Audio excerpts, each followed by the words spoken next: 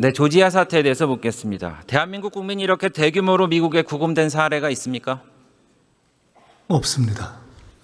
미국의 우방국 국민들이 이렇게 대규모로 구금된 일이 있습니까? 제가 아는 바로는 없습니다.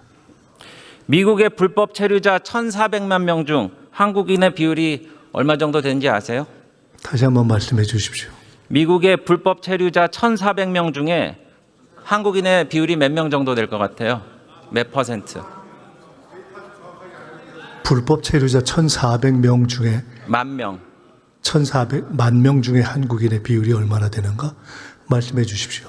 1%가 안 됩니다. 미국에는 우리나라 공장 외에 일본과 EU의 공장이 이렇게 많이 있습니다. 파란색으로 표시한 것이 일본과 EU의 공장들입니다. 빨간 게 우리나라인데요. 그런데 협상 중인 우리나라 공장만 콕 집어서 대규모 체포를 했습니다. 다른 공장도 우리와 그리 다르지 않을 텐데 왜 우리나라 공장만 표적이 됐다고 생각하십니까? 미국 측에서도 그래서 유감을 표시했습니다. 이번 조지아 사태, 우리 정부의 책임이 있다면 무엇입니까? 100여일 전에 새 정부를 시작할 때까지 해결되지 않았던 문제를 지난 100일 사이에 미처 해결하지 못하고 이런 상황을 맞이하게 되는 것을 대단히 유감으로 생각하지만 반드시 해결해 내겠습니다.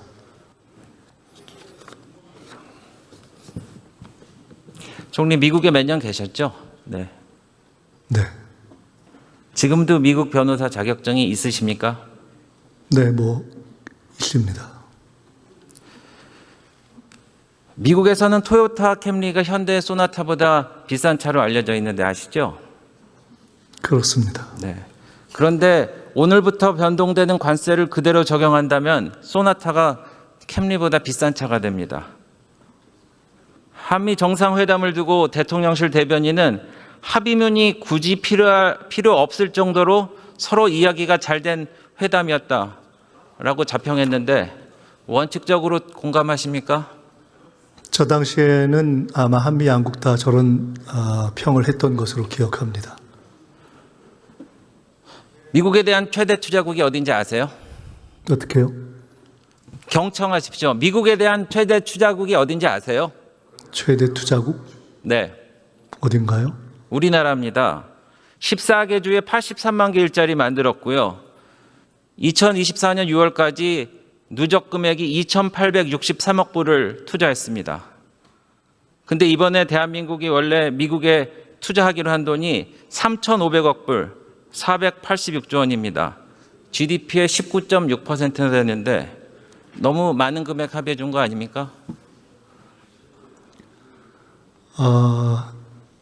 우리에게도 장기적으로 도움이 되는 액수다라고 생각하면 긍정적이고 의미 있는 액수라고 볼 수 있고 우리가 그냥 일방적으로 줘야 되는 액수라고 생각하면 과한 액수라고 볼 수 있고 보기에 따라서 내용을 정하기에 따라서 다를 것 같습니다. 그래서 지금 협상이 진행되고 있습니다. 의미 있는 액수다. 그런데 우리 정부는 우리 기업들을 패키지로 더 투자하게 만들었어요. 대통령과 동반한 우리 기업들이 추가로 투자하기로 한 게 1,500억 불입니다. 이거 언제 결정된 겁니까? 기업들이 자발적으로 또는 부가적으로 투자한 부분에 대해서 우리 정부는 우리 기업들이 더 투자하게 만들었다라고 표현하시는 것에 대해서는 이해하기도 어렵고 동의하기도 어렵습니다. 강요하신 건 아니고요. 과거에는 그렇게 강요하셨습니까? 합치면 5천억 불입니다. 이것이 우리 GDP의 28%입니다. 일본은요, 약속한 게 5,500억 불인데 GDP 13.4%입니다. EU가 투자하기로 한 거는 6천억 불로 GDP의 3%예요. 그런데 EU는 이 6천억 불도 투자 주체가 정부가 아니라 유럽 기업입니다. 투자에 대한 문구도 유럽 기업이 2028년까지 6천억 달러를 전략 사업에 대해 투자할 것으로 기대된다라는 입장입니다. 너무 비교되지 않습니까?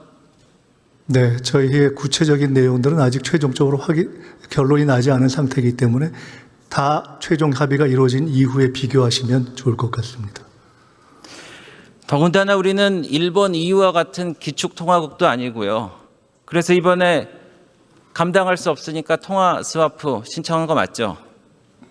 감당 여부를 떠나서 그것은 저희가 필요한 일로서 쭉 이렇게 논의되어 왔던 주제로 알고 있습니다. 제가 상식에 질의합니다. 우리 나라가 이미 미국에 3천억 불을 투자했는데 3,500억 불을 더 투자하고 1,500억 불을 더 투자하고 이렇게 많이 투자한다는 게 그렇게 과하지 않다고 보시는 거군요. 제가 그렇게 얘기한 적 없습니다. 결과를 보고 놓고 말씀하시자고 그랬던 게 지금 너무 많다고는 생각 안 하시는 거 아닙니까? 이유와 그냥 비교하면서 어떻게 보냐고 말씀하셨기 때문에 3,500억 불, 그중에서도 2천억 불과 1,500억 불로 나뉘어지는 부분에 대해서 투자의 방식이라든가 또는 수익 배분 방식을 최종적으로 확인한 후에야 비교가 가능하겠다, 이렇게 말씀드린 겁니다. 이 투자는 일자리를 창출하는데 건설 신규 투자 1조 원이 증가하면은 일자리 10,000개가 창출된다고 합니다. 대미 투자액 5천억 불이면은 697만 개 일자리를 창출할 수 있어요. 그래서 이 협상의 레버리지가 뭐 조선사업 등 투자인지 모르겠는데 지금 상황에서 이렇게 많이 투자하고 우리가 과연 레버리지가 있는지 모르겠습니다. 총리, 이 3천억 불은 우리나라에서는 어떤 성격으로 쓰이며 수익이 어떻게 배분돼야 된다는 입장입니까? 그 문제에 대해서 지금 협상을 하고 있습니다. 그렇기 때문에 구체적으로 말씀드리기는 어렵습니다. 우리 정부의 협상 방향에 대해서 얘기해 보세요. 네, 국익에 최대한 도움이 되는 방향으로 하는데 그것은 상대가 있기 때문에 구체적인 과정에서 어떤 입장을 취하는가 하는 것은 협상과 관련돼 있기 때문에 그렇게 이해해 주시면 좋겠습니다. 우리 정부 입장은 나와 있는데 잘 모르시는 것 같아요. 제가 말씀드릴게요. 그러면은 미국의 입장을 말씀드리겠습니다. 미국 트럼프 대통령은 지난 7월 31일서부터 일관되게 이 돈의 성격에 대해서 밝힌 바가 있어요.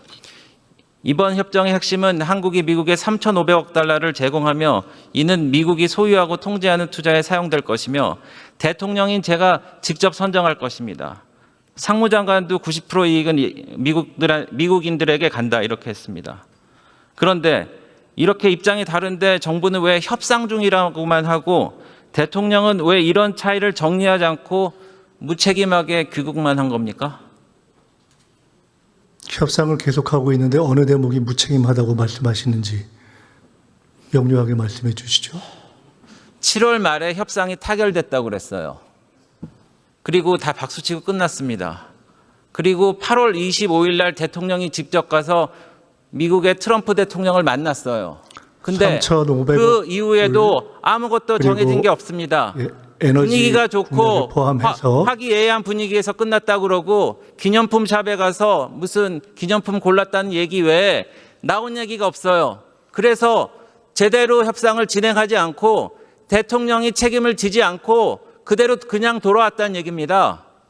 화기애애한 분위기에서 끝난 것도 의원님이 말씀하신 대로 맞고, 그리고 그때 큰 틀의 액수를 정리한 것도 맞고, 그리고 그때 이미 구체적인 내용에 대해서는 추가 협상이 될 것이다, 심지어 그런 것이 뉴노멀이 될 것이다 라는 표현까지 쓰면서 이야기했던 것을 의원님께서 기억하실 수 있지 않을까 싶습니다.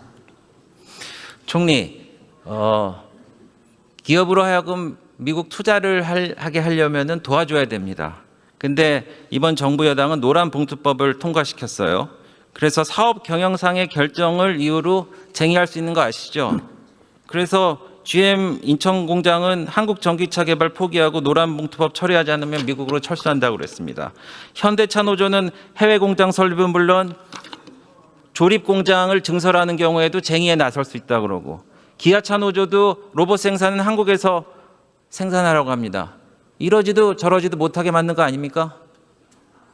새로운 법 하에서 노조가 또 어떤 새로운 그 분쟁이 시작되게 되려면 그 또한 그 노동조정위원회의 그 결론을 나야 그것을 거쳐야 됩니다. 그렇기 때문에 지금 어떤 의견이 있다고 해서 그것이 바로 분쟁으로 가는 것은 아니다, 이렇게 말씀드릴 수 있습니다.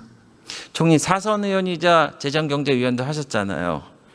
우리 헌법 60조 1항을 보면은 국가나 국민에게 중대한 재정적 부담을 지우는 조약 또는 입법사항의 경우 국회의 동의나 비준을 받도록 하고 규정하고 있습니다. 어떻게 생각하십니까? 어떻게 생각하다니요? 이번 협상과 관련해서 어떻게 연관성이 있냐 이 말씀인가요? 제대로 들으세요.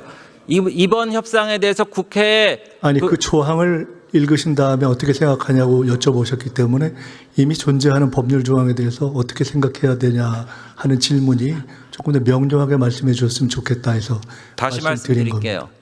이번에 3,500억 불을 투자하는 건에 대해서 국회 비준이나 동의가 필요하다고 생각하십니까? 필요 않다고 생각하십니까?